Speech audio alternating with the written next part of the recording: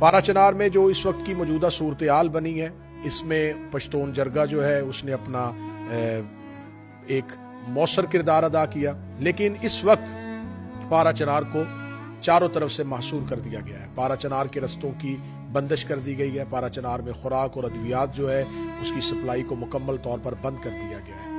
یہ بندش کس کی طرف سے کی گئی ہے؟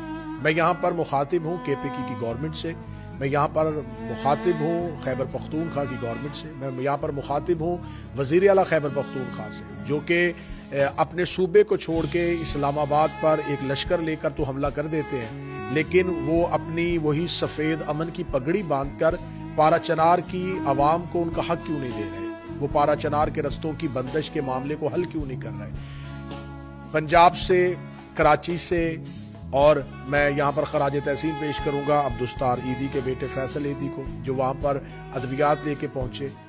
یہاں پر مجھے کہیں بھی خیبر پختونخوا کی گورنمنٹ کا کردار نظر نہیں آ رہا۔ وہ جو نظر آ رہا ہے وہ یہی نظر آ رہا ہے کہ جب تک یہاں پر سرنڈر نہیں کیا جائے گا وہاں پر امن بحال نہیں ہو سکتا۔ تو یہاں پر اس امن کو بحال کرنا یہ کس کی ذمہ داری ہے؟ یہ خیبر پختونخوا گورنمنٹ کی ذمہ داری ہے۔ پارا چنار کی عوام جو ہے ان کو بھیڑ بکریوں کی طرح کاٹا جا رہا ہے۔ میں اس وقت مخاطب ہوں پاکستان کی ان تنظیموں سے، ان تحریکوں سے جو کہ ہزاروں میل دور فلسطین پر ہونے والے ظلم کے خلاف تو سڑکوں پہ آ جاتے ہیں اور احتجاج بھی برپا کرتے ہیں، سوشل میڈیا پر اپنی آواز بھی اٹھاتے ہیں، غزہ کے لیے آواز اٹھاتے ہیں، فلسطین کے لیے آواز اٹھاتے ہیں۔ یقیناً جہاں بھی ظلم ہو اس ظالم کے خلاف آواز اٹھانی چاہیے، مظلوم کے حق میں بات کرنی چاہیے، لیکن یہ کہاں کا انصاف ہے کہ آپ ظالم اور مظلوم اپنی مرضی کا رکھیں؟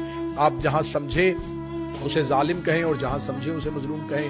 کہ آپ کو پارا چنار کی وہ عوام، کیونکہ پارا چنار کے لوگوں میں غیرت ہے، وہ کبھی بھی اپنی ماؤں بہنوں بیٹیوں کو کیمرے کے آگے لا کے بلکتے ہوئے سسکتے ہوئے نہیں دکھا سکتے، وہ اپنے بچوں کو ہاتھ باندھے ہوئے یا ہاتھ پھیلائے ہوئے نہیں دکھا سکتے۔ وہ مر سکتے ہیں، کٹ سکتے ہیں، لیکن کبھی بھی کسی کے سامنے ہاتھ نہیں پھیلائیں گے، کیمرے کے آگے آ کے لوگوں سے امداد فریاد نہیں کریں گے۔